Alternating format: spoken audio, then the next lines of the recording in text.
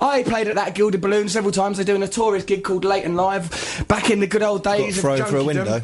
Got thrown for a window, that was another gig, but one gig, what I'd done, right, I didn't have no material. This is when me and you was working in Ibiza, Matthew, for MTV. I had to go spend half the week in London, half the week in Ibiza. Came back 1 week to do the Edinburgh Festival, flew into Edinburgh, realised I had to do a gig in front of a baying mob at this Leighton Live thing. Didn't have any jokes. Terrible drug problem. So, like, I just went to a joke shop, got a bag of blood, filled up, got a bottle of blood, filled up these little plastic bags, like little cellophane bags with blood, sellotaped it around my body, was wearing a white vest, went up onto the stage, right, knew there'd be, for the first 30 seconds, the gig went alright, and people started shouting, go, like that, not enjoying it. And then I goes, oh, do you want more drama? Do you want something more dramatic to happen? Remember how I used to be when I used to say things like that quite regular. I had a glass of vodka in me, I nicked the vodka, smashed the glass on the wall and goes, right, is this dramatic enough? Start pretending to stab myself with the glass, dragging it out, and all the blood bags burst. So all the thing was covered in blood, like die hard. But I was barefoot as well, and the stage was all covered in broken glass. So I stood there, hello, now I've got a problem. So like, I had to sort of pitter-pack my way through the broken glass while people were throwing things. Someone threw a plastic bottle. I was, throw glass! And like, there's a drum kit at the back of the stage, got a microphone, started beating on the drum kit with the microphone, went off the stage having caused all that chaos. The audience then demanded an encore because they was enjoying throwing stuff at me so much.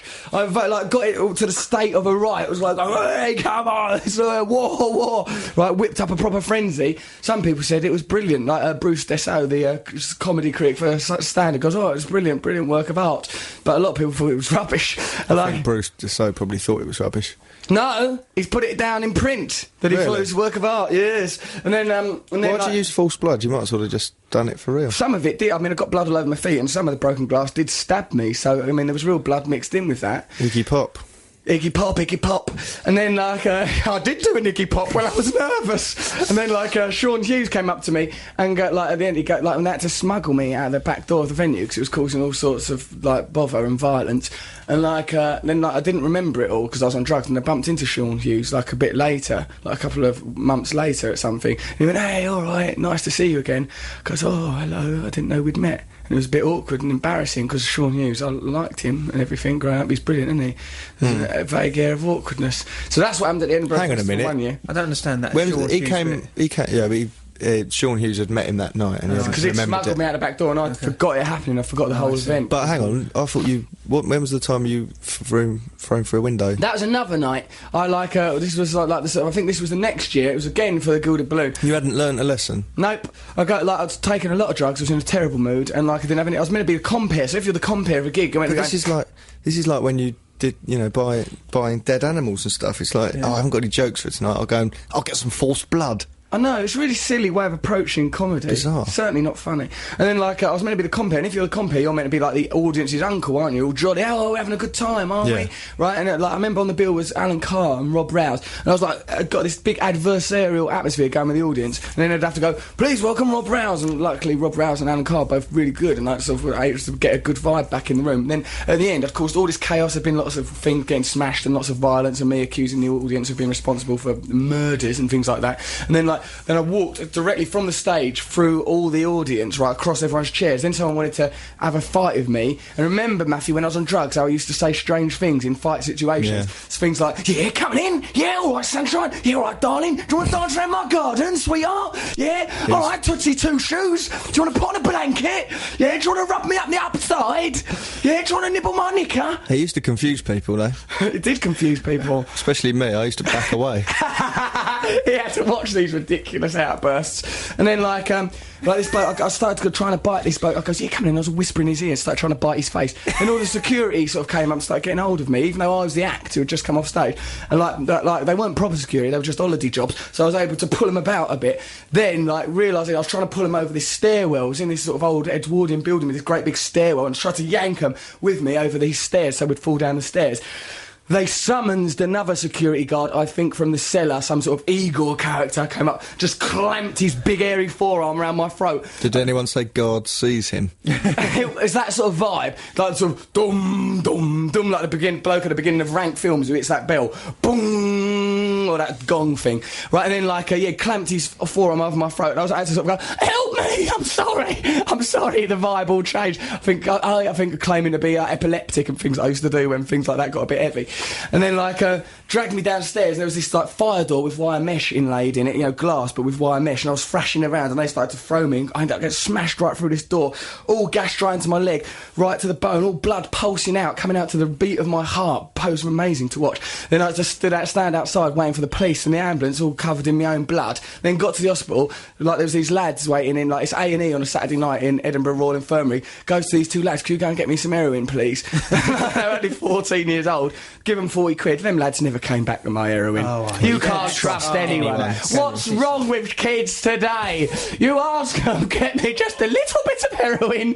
They come in, I'll never see them again. You should have asked the hospital. They probably given you morphine. I said that. I said I'm a drug addict. I'm going to need some heroin soon, or so I'll be in a terrible mood.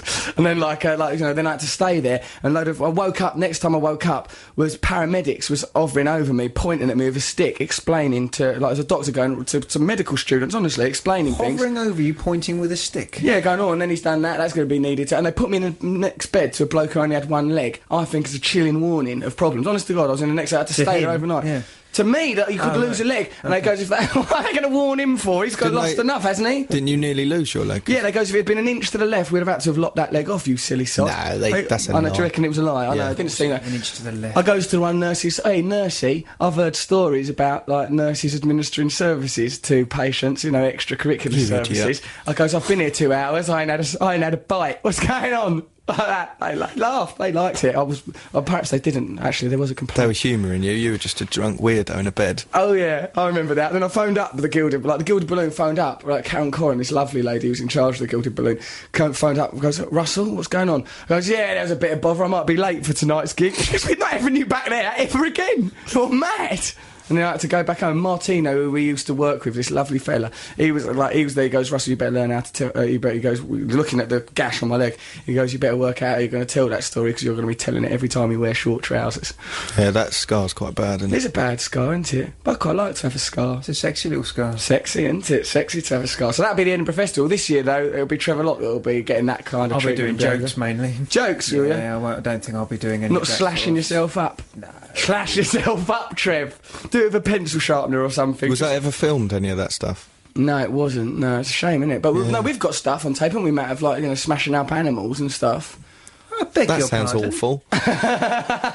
The animals were already dead. I'm a vegetarian. It's wrong to smash up animals. I was on drugs. We used to get Bits of animals from butchers. Yeah, bits of animals from butchers and dead rats from pet shops. I used to smash them up when I was on drugs, and I certainly do not condone that, or drugs. All those things are terrible. It is Wrong to funny take when- drugs, wrong to smash up animals with ammo. When you used to nearly have fights and stuff. I remember once this bloke, we were in news agents in a station up in Leeds or somewhere. Oh, yeah. And Russell put his coffee down on the newspaper stand thing, like where they're all in a circle, all the newspapers. Put his coffee down, and this bloke took the newspaper underneath the coffee, and the coffee had a lid on it, but he started to roll off the thing. The bloke was in the wrong. Yeah.